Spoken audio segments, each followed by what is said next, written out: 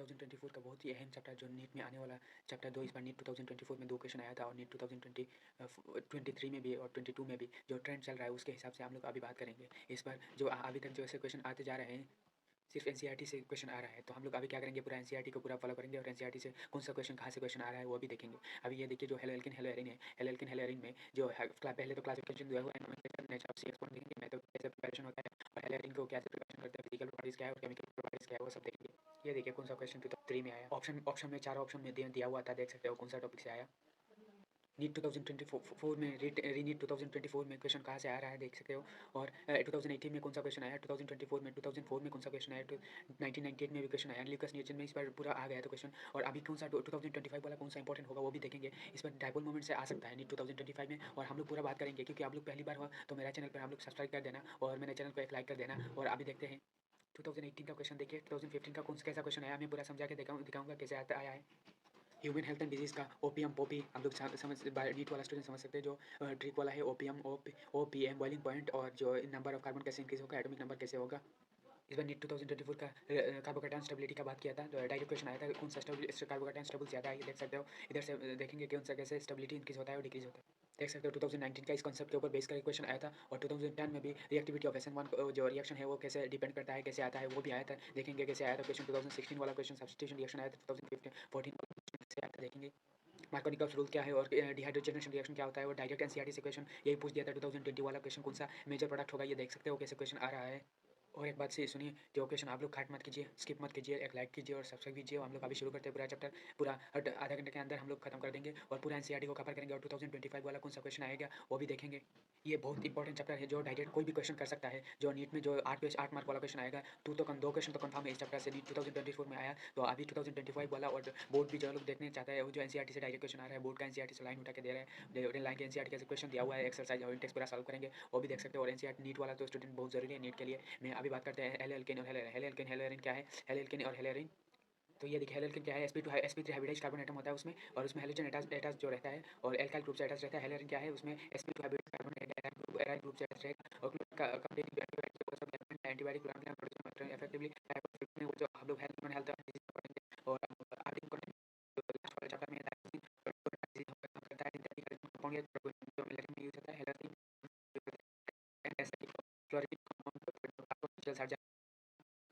Classification देख लेते हैं, क्लासिफिकेशन क्या है उसमें, depending on whether mono di और पॉली में कंटेनिंग 1 2 और मोर हेलोजन एटम। इसमें हेलोजन 1 2 और 3, एक रहेगा तो मोनो हेलो एल्केन, 2 रहेगा डाई हेलो, 3 रहेगा ट्राई हेलो। और हेलो एरिन में तो बेंजीन रिंग अटैच रहेगा, इसलिए मोनो हेलो एरिन रहेगी, mono die hello try hello. Mono hello compound में क्लासिफाइड क्या है उसमें हाइब्रिडाइजेशन के ऊपर बेस करके व्हिच वन हेलोजन जिसमें बॉन्ड अटैच है। जो हेलोजन एल्काइल हैलाइड और हेलो एल्केन क्या है उसमें, उसके एल्काइल हैलाइड का होमोलॉगस सीरीज वो याद कर लेना, CnH2SN+1X। और किसमें प्राइमरी सेकेंडरी टर्शियरी, किसमें उसका नेचर ऑफ कार्बन के ऊपर बेस जो इसमें हेलोजन अटैच रहेगा। जैसे हेलोजन एक वाला कार्बन में अटैच है तो प्राइमरी 2 एल्काइल ग्रुप रहेगा तो सेकेंडरी, और 3 एल्काइल ग्रुप रहेगा तो टर्शियरी। हेलोजन जिसमें अटैच है उसके साथ कितना कार्बन ग्रुप अटैच है। जो ये वाला एलाइलिक हैलाइड क्या है, एलाइलिक हैलाइड जिसमें हेलोजन अटैच रहेगा वो sp3 हाइब्रिडाइज्ड कार्बन रहेगा, उसमें जो कार्बन कार्बन डबल बॉन्ड रहेगा वो एलाइल कार्बन। ये देखिए एलाइल कार्बन कौन सा है, sp3 हाइब्रिडाइज्ड। एक हेलोजन अटैच दूसरे वाला कार्बन में एलाइलिक कार्बन। बेंजाइलिक हैलाइड क्या है उसमें sp3 हाइब्रिडाइज्ड, बट जो उसमें एल्काइल ग्रुप है उसमें एरोमेटिक ग्रुप रहेगा, एरोमेटिक रिंग रहेगा।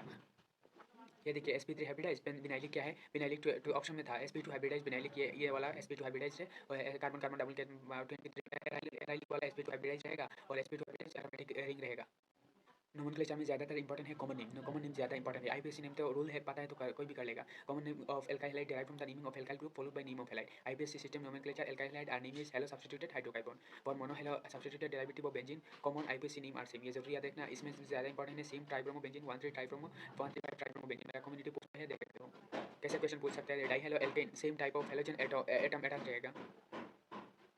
डाइहेलोएल्केन में सेम कार्बन में दो ग्रुप हेलोजन ग्रुप अटैच रहेगा और उसको एल्काइलिडीन और एल्काइलिन डाइहेलाइड बोलते हैं। डाइहेलोएल्केन बोथ हेलोजन जेमिनल और gem dihalide when both halogen same carbon में रहेगा जेमिनल होगा। और ये देखिए अलग अलग कार्बन है, बिसिनिल और इथाइलिन डाइक्लोराइड एल्काइलिन डाइहेलाइड है और सेम कार्बन पे है तो alkylidene halide ethylene chloride gem dihalide. IPSC नहीं तो पता ही है।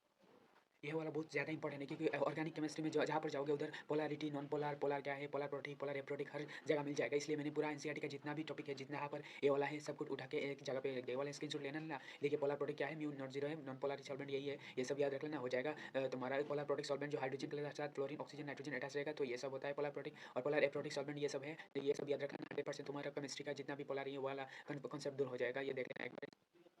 ये वाला बिनाइल कौन है, एलाइलिक, ये वाला याद रख लेना, या जितना हाईलाइट किया हुआ है ये सब याद रख लेना, हो जाएगा। ये वाला एक बार प्रैक्टिस कर लेना, ये एग्जाम में आ सकता है, एक बार प्रैक्टिस कर लेना। ये वाला एग्जाम्पल और सॉल्यूशन दिया हुआ है एनसीईआरटी में, देख लेना। ये वाला खुद कर लेना, मैंने 3 क्वेश्चन किया था और ये दोनों क्वेश्चन कैसे करते हैं ये सब आईपीएससी नोमेनक्लेचर से पता चल जाएगा। जिसको नहीं आता है मैंने फिर से कमेंट नीचे कमेंट कर देना, मैं कर दूंगा।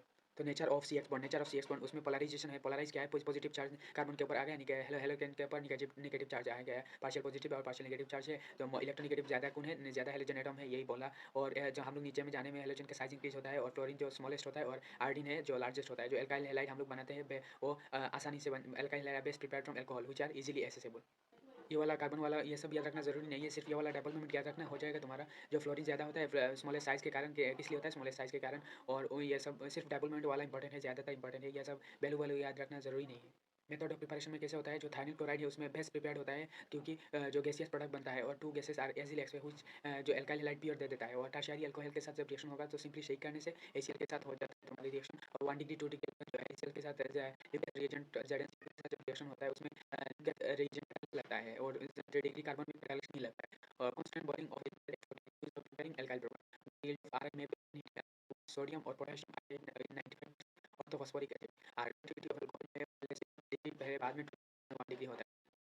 ये देखिए 2022 का रिएजेंट ZnCl2 प्लस ACl 90 का क्वेश्चन है। ये वाला क्वेश्चन, ये वाला 2024 में इधर एक्स दे दिया था, बोल दिया था ये क्या होगा, PBr3 था ऑप्शन में। और ये वाला 2024 में भी ये क्वेश्चन दिया था, 2024 में ये एक्स दिया था, क्या वाला क्या होगा। और 2POCl3 ये इधर भी दिया था, तो ऑप्शन था इसमें। और नीट में भी ये क्वेश्चन आया था, थायनिल क्लोराइड RCl तो बेस्ट प्रिपेयर्ड होता है उसमें हीटिंग करने से, और कॉन्संट्रेटेड हाइड्रोजन एसिड बनता है। तो applicable for preparation of tile, क्योंकि किसी कार्बन ऑक्सीजन बॉन्ड में पार्शियल डबल बॉन्ड कैरेक्टर आता है, इसलिए ब्रेक करने में सिंगल बॉन्ड से फ्री रेडिकल से कैसे बनाते हैं, देखते हैं एल्किन को। Free radical chlorination bromination of alkene complex क्या बनता है, मोनो और polyhalo alkane which is difficult to remove. ये देखिए 2018 का क्वेश्चन था, प्योर कंपाउंड सेपरेट मैंने बोला था, difficult to remove any single compound लो। जो लो एक लो होता है, एक मेजर प्रोडक्ट है 2018 का, ये ऑप्शन था ए वाला में। और फ्रॉम एल्किन से कैसे होता है, एल्किन का जो HCl HBr के साथ HCl HBr ACHI के साथ जब रिएक्शन होगा 2015 वाला क्वेश्चन, ये वाला डायरेक्ट हमारा बेंजीन नहीं लगा दिया, उस साइड में क्या है सी लगा दिया, और क्या प्रोडक्ट बना 2015 का जो प्रोडक्ट बनता है वो मार्गोनी का बनता है, और मेजर प्रोडक्ट होता है जो एडिशन ऑफ हेलोजन क्या होगा। हेलोजन में क्या, हेलोजन में जो रिएक्शन होगा Br2 प्लस CCl जो इसको बोलते हैं ब्रोमीन वाटर, और रिएक्शन होने के बाद BCNL डाइब्रोमाइड बनता है जो काला लेस होता है। पहले तो रेडिश ब्रोमीन वाला रेडिश ब्राउन होता है बाद में, क्योंकि ये वाला ये जरूरी important method for detection of double bond in a molecule. Borodin Hunsdiecker का रिएक्शन कैसे होता है ये देख लेना।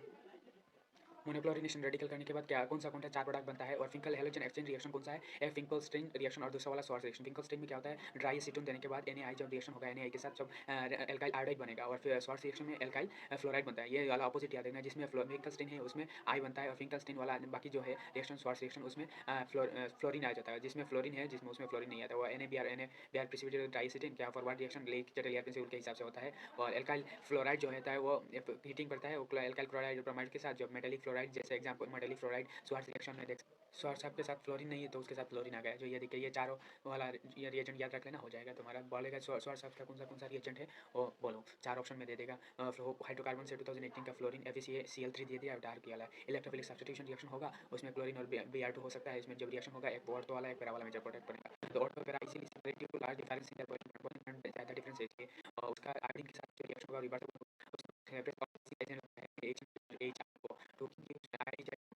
होने की क्लोरीन जो है वो ज़्यादा है, उसके लिए हमारा रिएक्शन नहीं हो रहा।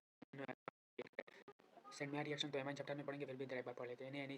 एरोमेटिक एमाइन से डायजोनियम NaNO2 प्लस HCl से और HBr जो भी है हेलो एल्केन, उसमें जब रिएक्शन करेंगे बेंजीन डायजोनियम हैलाइड बनेगा, और CO2X2 देंगे। CO2X में Cl और Br हो सकता है, उसमें जब रिएक्शन करेंगे एराइल हैलाइड बनेगा। और जब आयोडाइड रहेगा उसमें आयोडाइन रिप्लेसमेंट डायजोनियम सॉल्ट के साथ, जब डायजोनियम सॉल्ट के साथ आयोडाइड देंगे, and iodine does not require the presence of cuprous halide, ये वाला नहीं चाहिए उसको, is done by simply shaking. जब शेक करेंगे उसके साथ सिर्फ के आई देख सकते हो, सिर्फ के आई के साथ शेक करेंगे तो आयोडाइड बन जाएगा, simply shaking, not required CO2X2।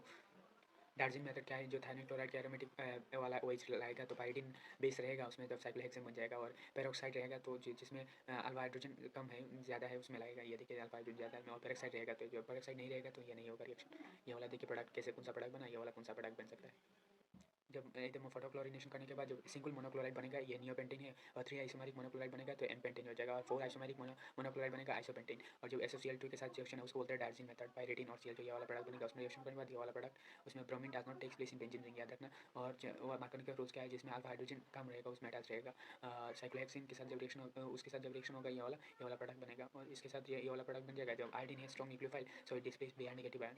Addition reaction होगा इफ रूम टेम्परेचर में, ओनली इफ रूम टेम्परेचर। ये वाला एलाइली जनरेशन है, ये जरूर याद रखना। एल्काइल हैलाइड कलरलेस होता है जब पियर होगा, और ब्रोमाइड आयोडाइड कलर कब दिखाएगा, जब लाइट में एक्सपोज होगा। हेलोजेनेटेड कंपाउंड जो होता है वो स्वीट स्मेल हो। Methyl chloride, methyl bromide, methyl chloride कुछ ऐसे क्लोरोफ्लोरोमीथेन जो गैसेस रहता है रूम टेम्परेचर में। हायर मेंबर जो है वो लिक्विड जो सॉलिड रहेगा। Molecule of organic halogen compound normally polar रहता है, और पोलैरिटी क्योंकि due to greater polarity as well as higher molecular mass as compare to the parent hydrocarbon. Parent hydrocarbon से मॉलिक्यूलर मास और पोलैरिटी ज़्यादा रहता है, और उसमें the intermolecular force of attraction रहता है, जिसे dipole dipole van der Waals force stronger होता है हेलोजन डेरिवेटिव से। कि इसलिए boiling point chloride bromide iodide considerably high होता है हाइड्रोकार्बन, और जिसमें मॉलिक्यूलर मास कंपेरेबल रहता है, और उसमें अट्रैक्शन स्ट्रॉन्गर रहता है साइज इंक्रीज होने में, और उसमें रहेगा। और जैसे डिक्रीज हो रहा है RI RBr RCl RF, और क्योंकि इंक्रीज साइज हो रहा है वो इंक्रीज होते जा रहा है। बॉइलिंग पॉइंट इंक्रीज होगा तो तुम्हारा साइज ब्रांचिंग इंक्रीज होगा तो बॉइलिंग पॉइंट डिक्रीज होगा। यही बात बताया, ये देख सकते हो कैसे इंक्रीज ब्रांचिंग इंक्रीज हो रहा है, बॉइलिंग पॉइंट डिक्रीज हो रहा है।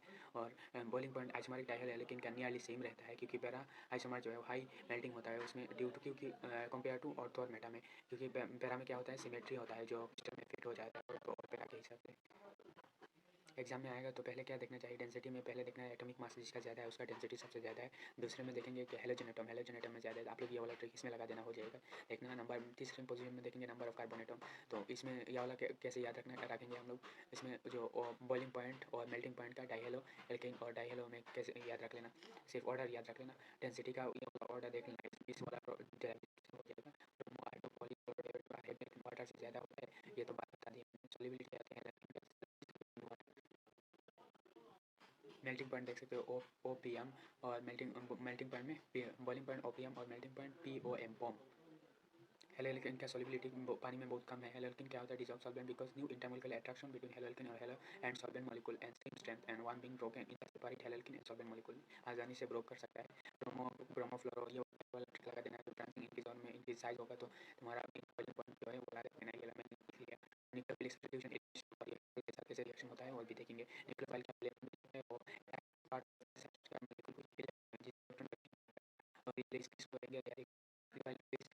उस कार्बन का जो ऑलरेडी न्यूक्लियोफाइल एग्जिस्टिंग न्यूक्लियोफाइल है उसको बोले न्यूक्लियोफिलिक सब्स्टिट्यूशन रिएक्शन है। लेकिन में क्या है सब्स्टिट्यूट होगा since the substitution reaction is initiated by nucleophile, इसलिए न्यूक्लियोफिलिक सब्स्टिट्यूशन रिएक्शन बोलते हैं। It's one of the most useful classical organic reaction होगा, इसमें sp2 हाइब्रिडाइज कार्बन रहेगा। ये वाला रिएक्शन देख सकते हो। न्यूक्लियोफिलिक सब्स्टिट्यूशन होकर ये वाला ऑर्डर पूरा उसमें एक्स के बीच ये वाला बैठा देंगे न्यूक्लियोफाइल के साथ रिएजेंट तो ये है, और न्यूक्लियोफाइल क्या है ये वाला न्यूक्लियोफाइल, और एक्स के साथ ये प्रोडक्ट बने कौन सा प्रोडक्ट इधर सबसे ज़्यादा ये वाला इंपॉर्टेंट है, मैंने दाग भी दिया ये वाला इंपॉर्टेंट है, एक बार देख लेना हो जाएगा। तो एल्काइल नाइट्राइल नाइट्राइल के बनाता है आइसोसाइनाइड और साइनाइड। आइसोसाइनाइड कौन सा प्रोडक्ट है, कौन सा ONO के साथ कौन सा रिएक्शन है, और AgONO के साथ कैसा रिएक्शन होगा ये वाला एक बार देख लेना हो जाएगा। जो साइनाइड और नाइट्राइड होता है वो 2 न्यूक्लियोफिलिक सेंटर रहता है, उसलिए बोलते हैं ambivalent link nucleophile. Cyanide group में 2 कंट्रीब्यूटिंग स्ट्रक्चर रहेगा, ये देखते हो 2 डिफरेंट वेज न्यूक्लियोफाइल, और लिंक रहता है उसमें। जब रिएक्शन होगा कि अल्काइल साइनाइड बनेगा, nitrogen atom leading to isocyanide, nitrogen atom lead करेगा तो आइसोसाइनाइड बनेगा। और नाइट्राइड जो है वो भी एम्फिडेंट ग्रुप है, ONO लिंकेज में ऑक्सीजन नाइट्राइड बनेगा, और नाइट्रोजन के साथ लगेगा तो नाइट्राइल के बनेगा। सबसे ज़्यादा कैल्शियम जो आयन वो प्रोवाइड करता है सॉल्यूशन में, उसमें दिखा दिया कैसा क्वेश्चन आ सकता है, आप लोग के बाद देख जाकर लेना होता है उसमें product SN2 reaction and nucleophilic bimolecular reaction और सेकंड ऑर्डर काइनेटिक्स होता है। रेट के ऊपर डिपेंड करता है concentration of both the reactant. और हाइड्रोजन इस ट्रांजिशन स्टेट में सेम फेज में रहता है, उसमें 5 कार्बन 5 वाला अलग अलग ग्रुप अटैच रहता है, देख सकते हो निकाल रहा है, देख सकते हो। रेट डिपेंड करता है हाइड्रोक्सिल CH3Cl के साथ जब रिएक्शन और जो OH ग्रुप है OH जब के साथ ज़्यादा उसके पास है और हेलाइड ग्रुप दूर जा रहा है। क्वेश्चन में ये वाला डायग्राम देख के पूछ लेगा ये वाला कौन सा ग्रुप, ये हेलाइड ग्रुप है, और रेड वाला बॉल क्या है वो न्यूक्लियोफाइल वो एच ग्रुप है। तो क्या इनकमिंग न्यूक्लियोफाइल इंटरेक्ट करता है हेलाइड आयन के कार्बन कार्बन बॉन्ड को ब्रेक करेगा, न्यू बॉन्ड बनाएगा कार्बन और अटैकिंग न्यूक्लियोफाइल से, और CO बॉन्ड जो है वो C और H के साथ 2 प्रोसेस टेक प्लेस साइमल्टेनियस में 2 प्रोसेस रहता है। सिंगल स्टेप में होगा, नो इंटरमीडिएट नहीं बनेगा उसमें। मैंने पहले ही बोल दिया मोबिंग अवे और न्यूक्लियोफाइल 3 सेम फेज में, ये सब बोल दिया। और तब तक टिल रहेगा, तब जब तक वो छोड़ के नहीं जाएगा। ये वाला जो कॉन्फ़िगरेशन होगा वो इन्वर्टेड होगा, ये सबसे ज़्यादा इंपॉर्टेंट है। इन्वर्शन और कॉन्फ़िगरेशन होता है, transition simultaneous incoming nucleophile structure जो अनस्टेबल होगा, आइसोलेटेड रहेगा, उसमें 5 एटॉमिक अटैच रहेगा ट्रांजिशन में। ये वाला एक बार देख लेना, ये सब मैंने पहले ही बता दिया था। तो methyl halide reactive SN2 reaction में क्या होगा, 3 स्मॉल हाइड्रोजन अटैच रहेगा, तो आसानी से लीस्ट रिएक्टिव होगा, बाल्की ग्रुप रहेगा तो इंटर करेगा स्टेरिक होगा। ये वाला देखिए न्यूक्लियोफाइल प्राइमरी सबसे ज़्यादा है, सेकेंडरी बाद में टर्शियरी हैलाइड होता है। और SN1 में स्टेरिक हिंड्रेंस SN2 रिएक्शन देखिए कैसे स्टेरिक हिंड्रेंस हो रहा है, डायग्राम से समझा दिया। और सब्स्टिट्यूशन SN1 रिएक्शन में कैसे होगा देखिए।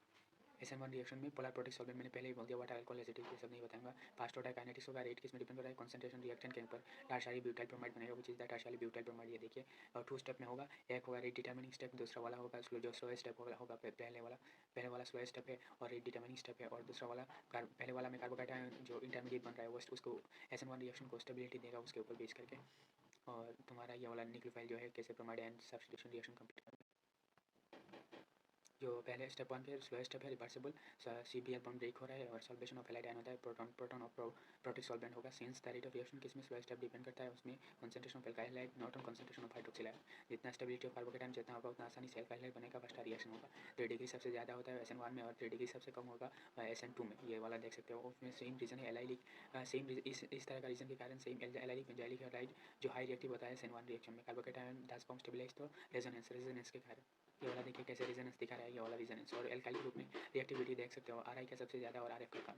मुझे इधर बोल रहा है एग्जाम्पल में कैसा क्वेश्चन देगा, सी आयोडाइड जो ग्रुप है वो ज़्यादा बड़ा है इसलिए फास्ट रिएक्शन वो SN2 रिएक्शन से करेगा। और बेटा लिविंग ग्रुप है लार्जर साइज है, फास्ट रिएक्शन करेगा इनकमिंग न्यूक्लियोफाइल। और प्राइमरी हैलाइड वाला प्राइमरी हैलाइड ये वाला ऑर्डर रिएक्टिविटी इसका तो इसके साथ ये रिएक्टिविटी ऑर्डर दिया हुआ है, देख लें मोस्ट स्टेबल कौन सा है, कौन सा सेकेंडरी अल्कोहल है। मैंने पहले स्टेबिलिटी ऑफ कार्बोकेटायन में बोल दिया, तो मेरा हेलोजन हेलोजन पूरा फुल चैप्टर डिटेल से देख सकते हैं।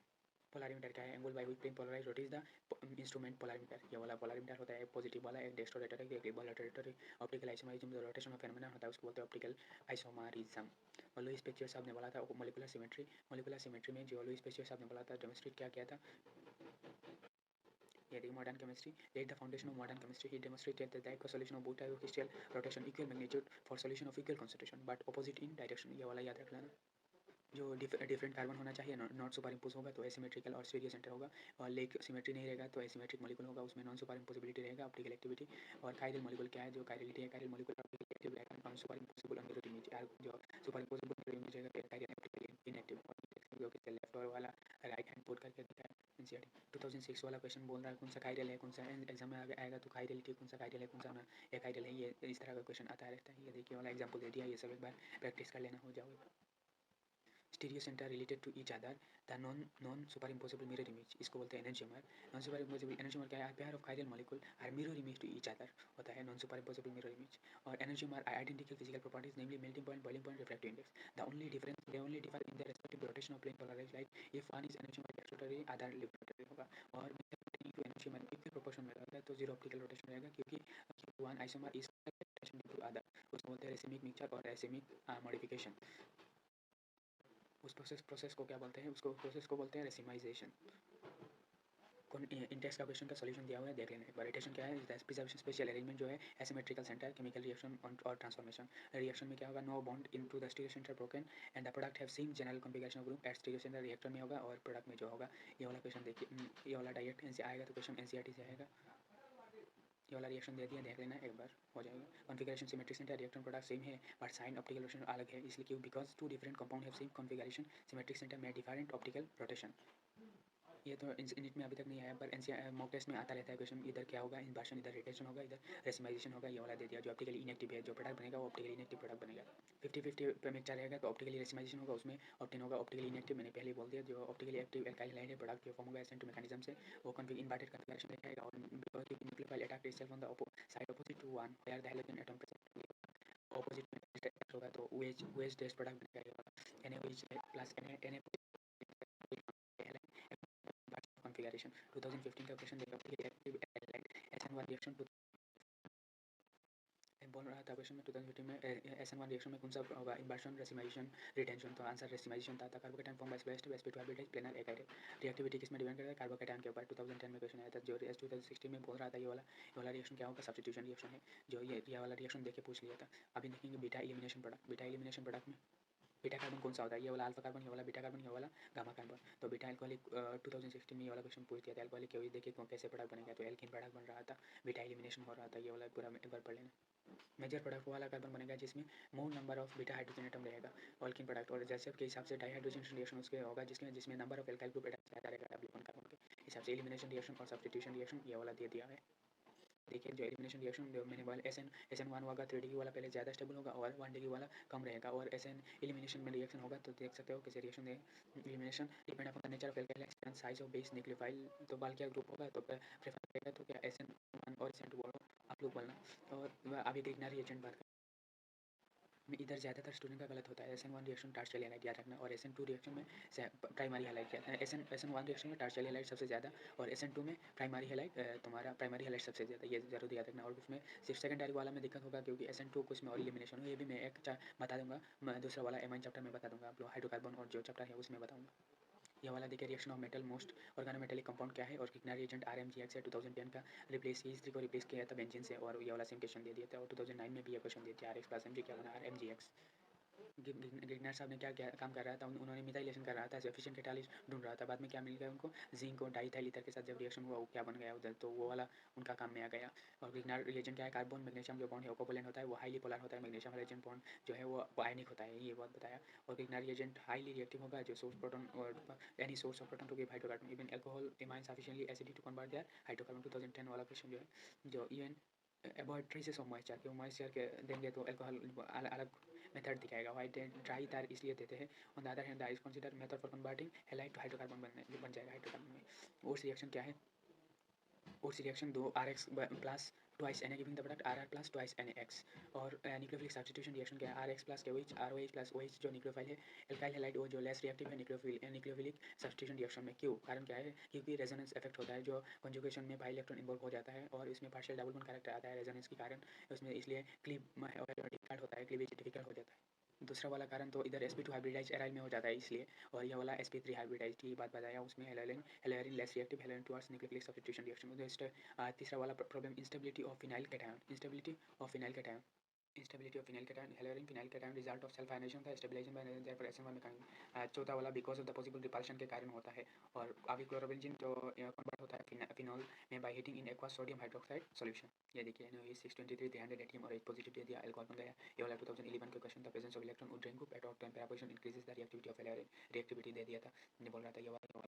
और देखिए कैसा रिएक्शन होने के बाद दो ग्रुप आ गया तो रिएक्टिविटी इंक्रीज होते जा रहा है और उसका ये देखिए रिएक्टिविटी 1 वाटर देने से हो जा रहा है। Effective pronounce at two at और 10 para position, no effectivity of halogen observe in presence of electron with going group at meta position. कुछ भी इफेक्ट नहीं होता मेटा पोजीशन में। ये वाला देखिए, ये वाला क्या बोला, Na2 group show effect only at 10 para position not on meta position. इसके कारण ये सब होता है। मेटा पोजीशन में इलेक्ट्रॉन विद कारण नहीं, कार्बोकेटाइन 10 फॉर्म स्टेबलाइज तो रेजोनेंस के कारण होगा। और तो पोजीशन में न्यूक्लियोफाइल रहेगा, फैसिलिट करेगा। और Na2 में negative charge nitro group at meta position does not stabilise due to stabilise the negative charge. No effect of the reaction observe in presence of another group, जो नेगेटिव चार्ज ज़्यादा था इसलिए कुछ भी इफेक्ट नहीं होता है। इलेक्ट्रोफिलिक सब्स्टिट्यूशन रिएक्शन हेलोरिन में कैसे होता है, हेलोजनेशन, नाइट्रेशन, सल्फोनेशन, फेडेक ट्राफ रिएक्शन ये सब होगा। उसमें halogen beside sulphate deactivating group लगा रहता है, इसलिए ये सब सब्स्टिट्यूशन और तो पैरा पोजीशन में हो जाता है। 1997 में ये क्वेश्चन आया था, due to resonance the electron density increase more at and para position than at meta position, electron density increase हो जाता है इसमें। और तो ये देखिए 1997 में ये क्वेश्चन आया था, रिक्वायर मोर ड्रास्टिक कंडीशनिंग में होता है कंपेयर टू बेंजीन रिंग में। इलेक्ट्रोफिलिक सब्स्टिट्यूशन रिएक्शन हेलोरिन्स ओकर slowly, requires more drastic condition. और एक और तो वाला एक पैरा वाला मेजर प्रोडक्ट बनेगा। नाइट्रोजन में जो बेस होगा इलेक्ट्रोफाइल होगा Na2 पॉजिटिव होगा, वो बेस की तरह यूज़ होता है। और कॉन्सेंट्रेटेड एक और वाला प्रोडक्ट बनेगा, वो एक पैरा वाला प्रोडक्ट बनेगा। सल्फोनेशन में भी इलेक्ट्रोफाइल ऐसे 3 पॉजिटिव होता है। और हाइड्रोकार्बन में एक क्वेश्चन दिखाऊंगा मैंने, कॉन्सेंट्रेटेड HNO3 के साथ रिपीट करेंगे, ये वाला प्रोडक्ट बनता है, एक और वाला एक पैरा वाला।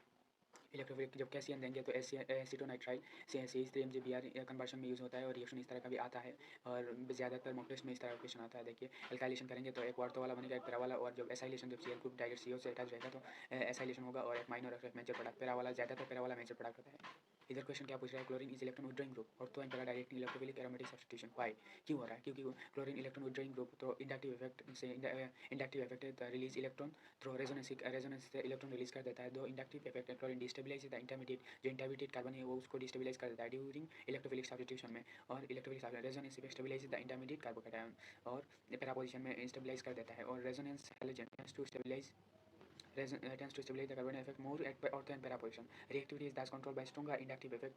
Reactivity stronger inductive effect दिखाता है। Orientation is control by resonance effect. ये दोनों लाइन याद रखना। उर्सवेटिक रिएक्शन क्या है, जिसमें एक एराइल ग्रुप है, एराइल वाला एक एल्काइल वाला, तो रिएक्शन होगा तो इस तरह का प्रोडक्ट बनता है। और फिटिक रिएक्शन में एक दोनों फिटिक में सिर्फ एराइल वाला रहेगा, इसलिए इस तरह का प्रोडक्ट बनेगा। ये वाला आसान है, कर लेना, हो जाएगा, तुम जो कोई भी कर सकता है ये वाला क्वेश्चन। नीट का सिलेबस में ये वाला चैप्टर सबसे ज़्यादा इंपॉर्टेंट देखिए, ज़्यादातर क्वेश्चन इधर से आता है। जब ये वाला रिएक्शन क्लोरीन रिएक्शन करेगा तो कार्बोनिल क्लोराइड बनेगा, और कार्बन क्लोराइड का फॉर्मूला क्या है, CaCl2, और उसको बोलते हैं फॉस्फेट। जब ऑक्सीजन के साथ लाइट की प्रेजेंस में रिएक्शन करेगा, ये वाला डार्क कलर बोतल में कैप करके रखता है, क्योंकि फिर कैप्ट आउट है तुम्हारा फॉस्फेट पॉइजनस गैस है, स्लोली ऑक्सीडाइज बाय लाइट, ये वाला। और मेजर में फ्री अंडर R22 होता है, एनेस्थेटिक में इथर के बदले में use inhaling chloroform system, tonic chloroform को metabolic position to kidney sound develop so उसके क्लोरोफॉर्म इंपॉर्टेंट है। और नीट सिलेबस में ये वाला पहले वाला और दूसरा वाला और तीन तीन दिया हुआ है, तीनों इंपॉर्टेंट है, आप लोग देख लेना। इस बार 2025 में ये जो अपडेट दिया हुआ है उसके हिसाब से मैं बोल रहा हूँ। ट्राई आयोडोमिथीन और आयोडोफॉर्म एंटीसेप्टिक प्रॉपर्टीज होता है, फ्री आयोडीन रहता है, क्योंकि due to liberation of free iodine, not due to iodine itself, due to the objectionable smell, replace by other formulation containing iodine. Freon में सबसे ज़्यादा इंपॉर्टेंट है ये वाला formula, chlorofluoro compound of methane and ethanol collectively called freon. Freon में freon 12 को ये वाला फॉर्मूला याद रखना। इंडस्ट्रियल यूज होता है, जो मैन्युफैक्चर होता है स्वार्थ रिएक्शन से टेट्राफ्लोरोक्लोरोइथेन से। और स्ट्रेटोस्फीयर में ये वाला रेडिकल इनिशिएशन मैकेनिज्म होता है। और डीडीटी का फुल फॉर्म याद रखना आ सकता है, और उसका स्ट्रक्चर सबसे ज़्यादा इंपॉर्टेंट है। डाइक्लोपी पैरा पैरा डाइक्लोरो रोडियोफिनाइल ट्राइक्लोरो इथेन, फास्ट क्लोरिनेटेड और इंसेक्टिसाइड होगा। और तुम्हारा स्ट्रक्चर याद रखना, ये वाला स्ट्रक्चर है Cl1 Cl2 और 3 Cl है, ज़्यादा सबसे इंपॉर्टेंट है। और मेरा चैनल पर पहले और हो तो सब्सक्राइब करना, और इस तरह का कंटेंट चाहिए, अच्छा वाला कंटेंट है, आप लोग देख लेना। मेरा केमिस्ट्री फिजिक्स सबका सोल्यूशन 2024 का दिया हुआ है, किस तरह का एग्जाम में करना चाहिए और कैसे करना चाहिए वो भी है, आप लोग देख लेना। Thank you.